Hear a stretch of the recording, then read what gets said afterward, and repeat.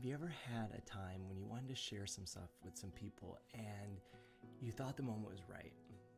So you lay out your heart, you share the thing you're excited about, and then they just look back at you like you have a third eye. Like you're just like, wow, that wasn't what I was expecting the response to be. They weren't excited with you, they didn't rejoice with you, they didn't mourn with you, whatever was going on. They just kind of stared back at you.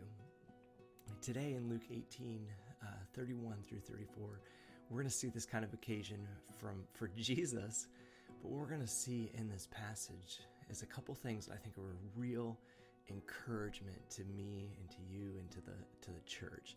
So in verse 34 it says, "But they understood none of these things. This saying was hidden from them, as they did not grasp what was said." So Jesus gets done sharing, and then they just don't understand. Now, it does say that it was hidden from them, but still that experience, that letdown, when people just look at you like you have no clue what you're talking about, and they had no idea what you were saying. So listen to these words in Luke 18:31 through 33. "And taking the 12, he said to them, 'See, we are going up to Jerusalem, and everything that is written about the Son of Man by the prophets will be accomplished. For he will be delivered over to the Gentiles and will be mocked and shamefully treated and spit upon. And after flogging him, they will kill him. And on the third day, he will rise.'" Jesus is getting to that place where he's about ready to head to Jerusalem, where he will be crucified, where he will die, and he will rise again for us. And he shares his heart with the disciples. And in that moment, they don't understand, and they just stare at him. Would have been wild, right? But you may be thinking the same thing right now as I share this with you. Like, wait, why are you bringing this to us today? I want to share two encouragements out of this incredible passage. The first one is if right now you're questioning your faith, you're questioning who is Jesus, you're questioning, do I really believe that he's God? Do I really believe what he did? I want to encourage you with, yes, you have plenty of reason to believe. Throughout the Old Testament, there are hundreds of prophecies, over 100 prophecies, I should say, about the life and work of Jesus.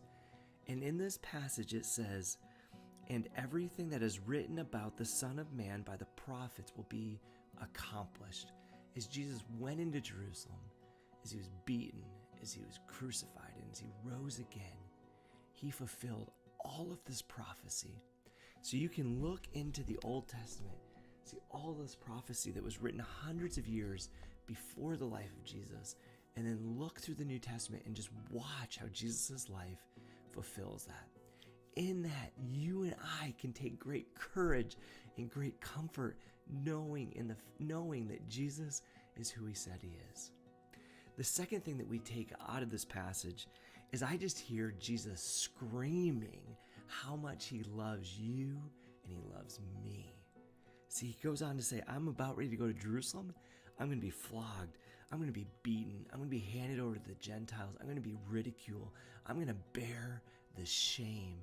And despite that, he went to the cross. Let me give you an example. So my wife had COVID-19, and the test they had to do, when she told me about that test, they take a Q-tip-like swab and they shove it up into your nose, way back in. Oh, I'm getting the chills just thinking about it.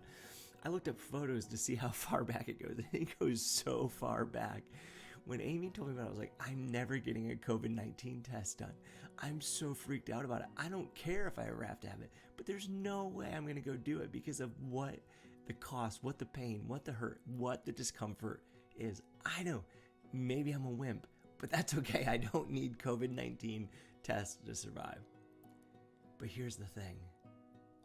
Jesus knew every bit of torment that he was going to go through, that he was going to bear, that he was going to endure. And he did it anyhow.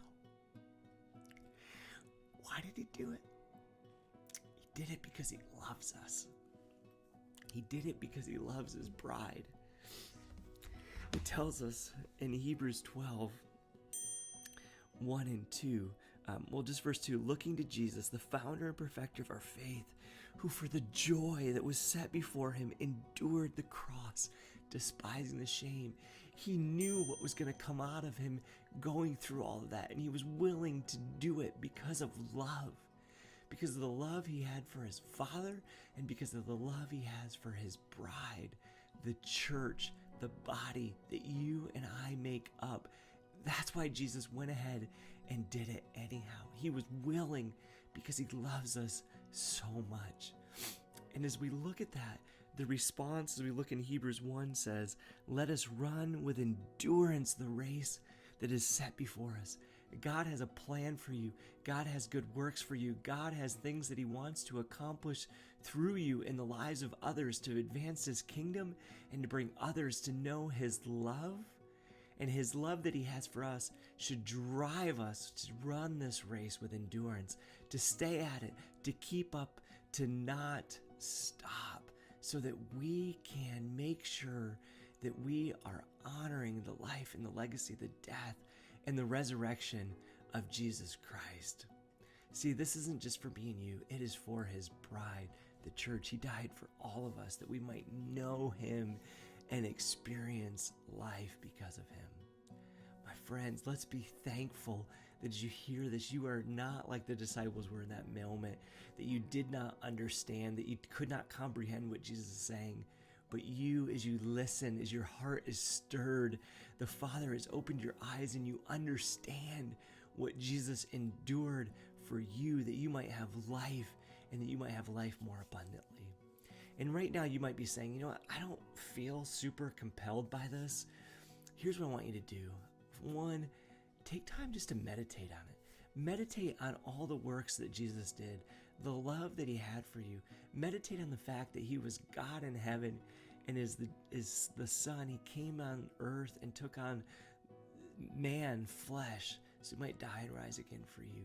And just ask the Lord to give you the ability to comprehend more and more of his love so that you can be filled with the joy of the love that God has for you. So my friends, what I want you to do is just find some time this week to just meditate on the love that Jesus Christ has for you and how that was shown in what he endured on the cross for me and for you. And just be encouraged and be overwhelmed by his love today.